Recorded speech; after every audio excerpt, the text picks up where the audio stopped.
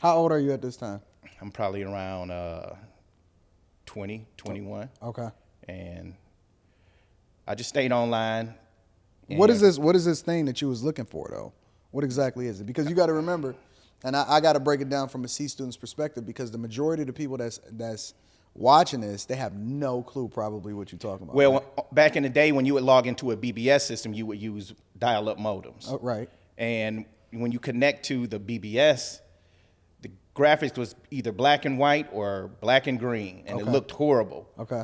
ANSI graphics had color. It looked more prettier, and it gave the layout a more beautiful effect on the eyes compared just looking at a bunch of crazy screen information.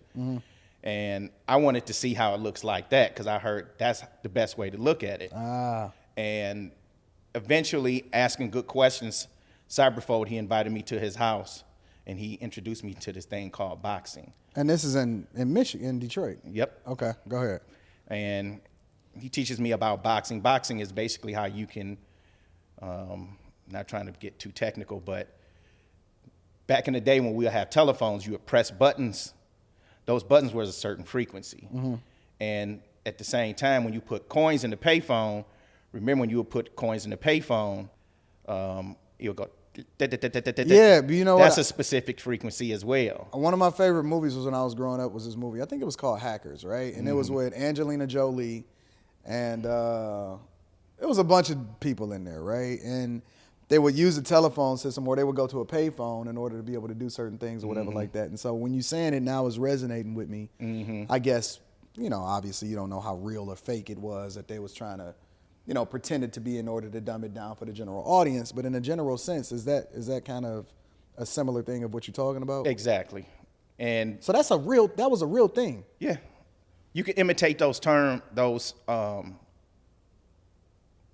you can imitate the noise that was coming out of the phone, those frequencies. They used to have this Radio Shack auto dialer you could buy for less than $10. You add a crystal to it, solder it in, and it would imitate quarter tones. That's what they was doing in the movie. That's the first thing I used to do. I used to sell that to like guys in the hood. They could just put it up to the cell phone and hit the button, and it'd imitate the sound of a quarter going into the payphone.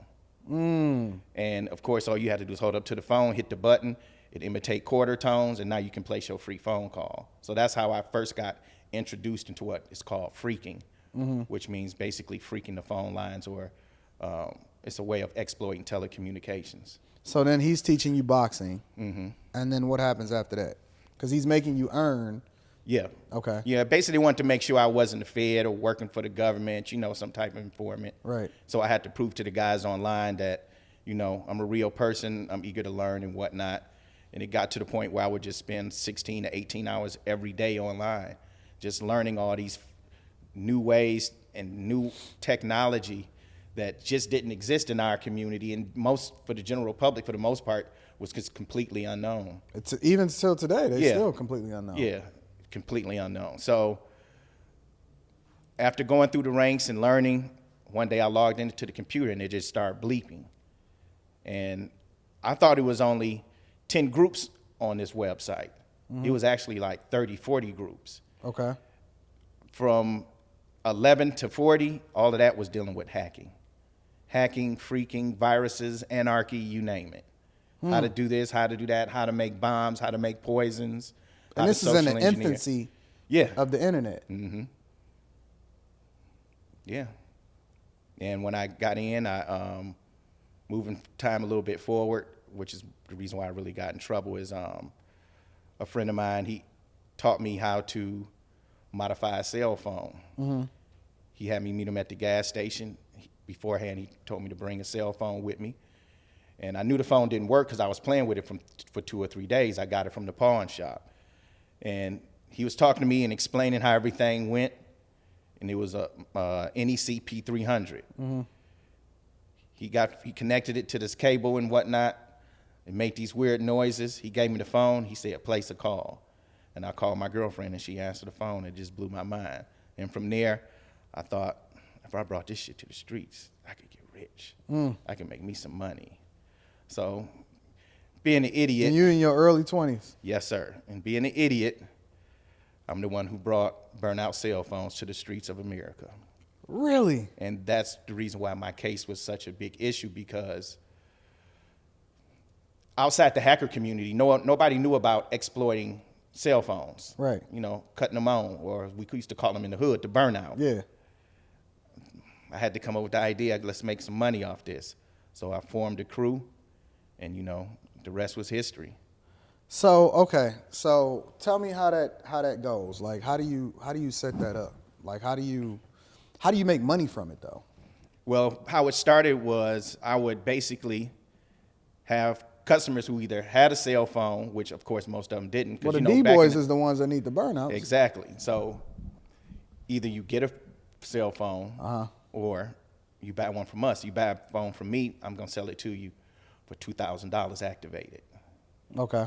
If you can actually obtain the cell phone out of the ones that we could activate, I would charge you $500 to $600. Okay. I guarantee you 30 days. I would encode that information in the phone so I know when the phone got activated and when it would get cut off. Anything before 3 days, before the end of that time period of that 30, you had to repay me another $200 to $500. So for every activation, I made anywhere from $200 to $2,000. So when I was when my customer base became more ethnic, we'll just leave it at that. Yeah. I would charge them $2,000 because I know they call into Iraq, they call into Italy, they call into Lebanon, Afghanistan. So I know I have to put them on a corporate account. Yeah. So outside everybody else is just basically just, you know, in So the that's game. word of mouth though. All of that travels got to be traveling word of mouth. Yeah. Because this is early. This ain't social media. This ain't none of that. This is, I'm assuming it's the 90s. Yeah, early 90s. And so it's all word of mouth. So, yo, I know this dude. He can get you a hookup on a burnout, whatever, so on and so forth. And then you in business. Yeah, I mean, I always had a connection with the streets. My family has always been heavily involved in community. And my family, close friends and whatnot, they're all black nationalists. You know, that from the Nation of Islam to the 5%ers to the Sunnis, et cetera. So being actively involved in these communities and my parents being actively involved, it wasn't too hard for me to touch down in the streets and find out who's who. I formed a crew, and I had them just bring me the customers. At that, listen, $500 to $2,000 is booming in a night. It's booming now. Yeah, it only take me about 3 minutes to activate a cell phone. I would do anywhere from 20 to 50 cell phones a day. So, okay, your parents ain't got no clue. Not for a long time, not for like almost a year. So that Tandy computer cost $2,000. I was making $5,000 to $10,000 a day when they were still paying on that computer. So I got cussed out for that.